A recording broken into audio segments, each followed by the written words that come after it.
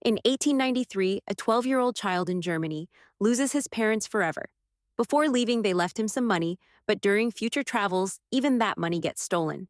But after losing everything, he still had one thing left: his unstoppable passion for watches. And based on this passion, he built the world's greatest watch company.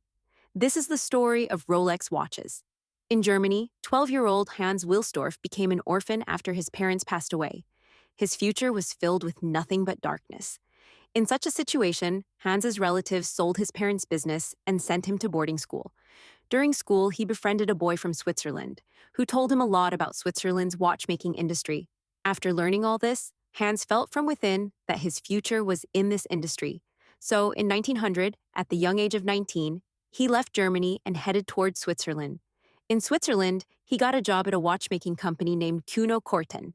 Here, his job was to check the accuracy of hundreds of pocket watches daily. While doing this work, he developed a passion for making perfect watches. In 1903, he decided to settle in London. But during this journey, a major incident occurred. The 33,000 German gold marks he inherited from his parents were stolen. This was a huge setback for him, but he had no option but to move forward. After reaching London, he took up a sales and marketing job at another watchmaking company. In the next 2 years, he learned a lot about manufacturing, sales, and most importantly, consumer behavior in the watch industry.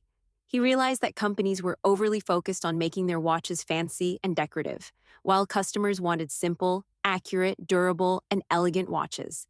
To change the situation, at the young age of just 24, he decided to start his own watchmaking business. But there was a problem. Hans didn't have sufficient capital to start the business. So he partnered with his brother-in-law in exchange for capital. Thus, in 1905, the Wilsdorf and Davis firm was established.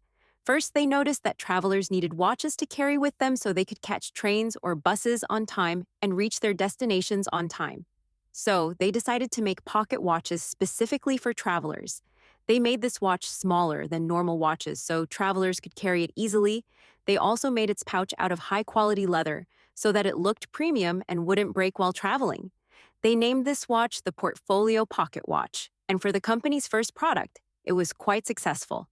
Even though Hans started the company by making pocket watches, he didn't want to make pocket watches forever. He predicted that, in the future, wristwatches would completely replace pocket watches. So, Hans shifted his entire focus to creating world-class wristwatches.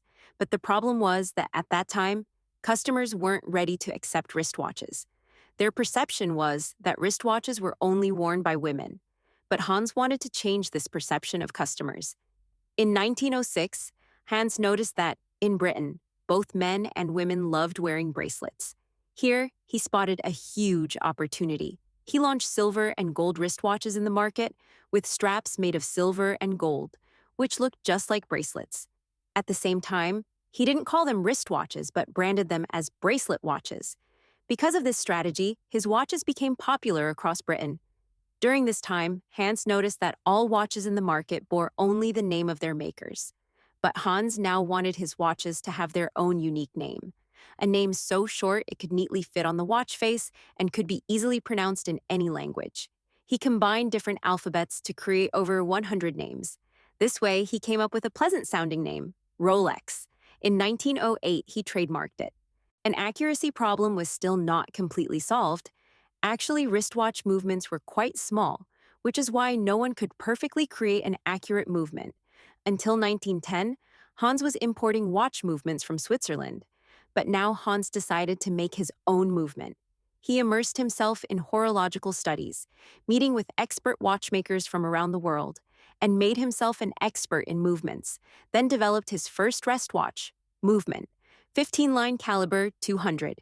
He sent it to the official Swiss Chronometer Testing Institute for certification. Rigorous tests were conducted, after which it became the world's first wristwatch movement that received a chronometer certificate.